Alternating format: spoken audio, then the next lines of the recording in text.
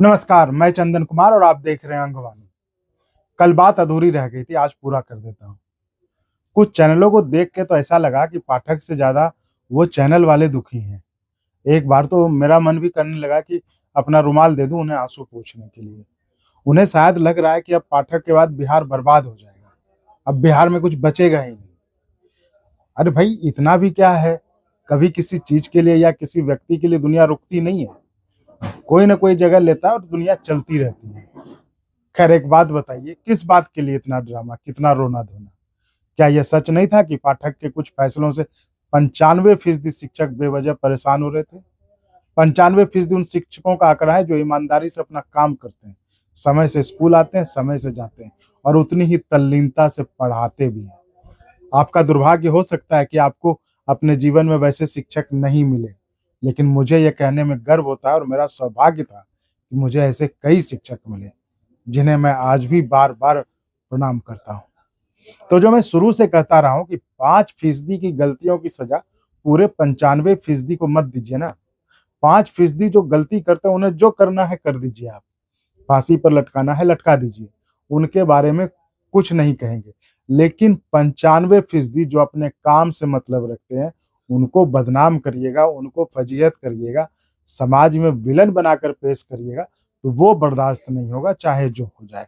और शिक्षक साथियों, ये तो मुझे बोलने की ज़रूरत ही नहीं पड़ती, अगर आपके नेता लोग रीढ़ वाले होते तो। अब क्या करें, सब के सब वैसे ही हैं। अब ये सोचिए, क्या पाठक कभी रिटायर नहीं होंगे? तो क्या उनके रिटायर के बाद भी उन्हें पद नहीं छोड़ने दीजिएगा?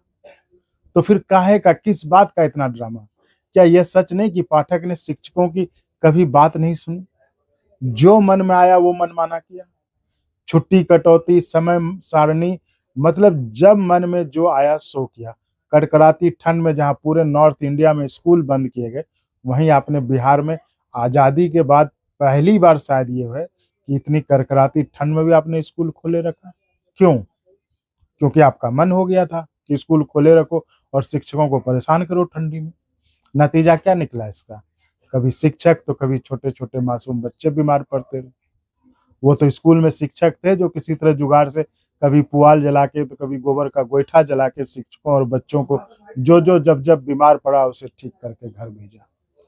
वो स्कूल के शिक्षक ही तो थे जिन्होंने आपस में चंदा करके स्कूल आने वाले गरीब बच्चों को स्वेटर और गर्म कपड़े दिए। आपने सिर्फ मुंह पर गरीब बच्चा बस उसको दोहराते रहे, लेकिन ठंडे में स्कूल खोल के आपने उन गरीब बच्चों को किसके भरोसे छोड़ दिया था? उन्हीं शिक्षकों के भरोसे ना, जिन्हें आप समझते हैं कि वो काम नहीं करते हैं, स्कूल में पढ़ाते नहीं। बताइए, मोबाइल पर घर से पति या पत्नी का फ़ोन आ रहा है, कुछ इमरजेंसी है, लेकिन फ़ोन नहीं उठा पा रहा है वो शिक्षक। क्यों? क्योंकि डर था कि कोई पाठक को फ़ोटो भेज देगा कि स्कूल में शिक्षक मोबाइल पर बात कर रहा था और बस सैलरी कट हो जाएगी। बात-बात पर सैलरी कट। इतना तो मज़दूरी करने पर मज़दूरी नहीं काटता होगा जितना कि आप काटना शुरू कर दिए थे।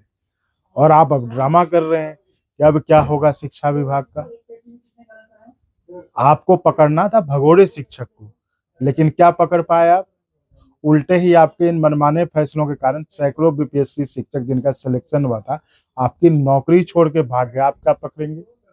अरे भागने वाले भागने वाले नहीं, पढ़ाने वाले तो अभी भी आपके इतने कड़ाई के बावजूद मौज ही काट रहे हैं। बस आपने उन 95% की ज़िंदगी नरक बना दी, जो समय से स्कूल पहुँचने की जद्दोजहद में कभी ऑटो से गिरकर तो कभी स्कूटी से टकराकर चोट खाते रहे। आपने बस फरमान जारी कर दिया कि 15 किलोमीटर के दायरे के अंदर शिक्षक रहेंगे। क्या सुदूर गाँव में उन्हें कमरा मिला? इस बात की किसी ने खोज खबर ली? ना, बस ऑर्डर जारी कर दिया। समाज में सम्मान के पेशे शिक्षक को आपने एकदम से विलन बना दिया, जैसे बस शिक्षक लोग ही हैं जो देश का सारा पैसा अपने घर में भर रहे हैं बिना कुछ किए, है ना? तो रोने वालों, आप परेशान ना हो। पाठक के चले जाने से शिक्षा विभाग या बिहार अनाथ नहीं हो जाएगा। वो नहीं आएंगे तो कोई और आएगा। हो सकता है बेहतर आ जाए। तो आप आराम से रहें, क्योंकि याद रखिए, सिस्टम महत्वपूर्ण होता है, वो चलायमान रहता है, चलते रहता है और आगे भी चलेगा। और बाकी तो हम हैं ही आपकी आवाज़ उठाने। अगर कुछ गलत हुआ आप बिहार के 6-7 लाख शिक्षक साथियों के साथ तो इस वीडियो में इतना ही। कल फिर मिलेंगे आपके ही साथ आपके ही किसी नए मुद्दे के साथ आप चैनल को सब्सक्राइब करते रहिए। अपने आस पड़ोस, रिश्ते नातेदारी में फैलाते रहिए चैनल को, ताकि हमें आपका सपोर्ट मिलता रहे और हमारा मनोबल बना रहे। धन्यवाद।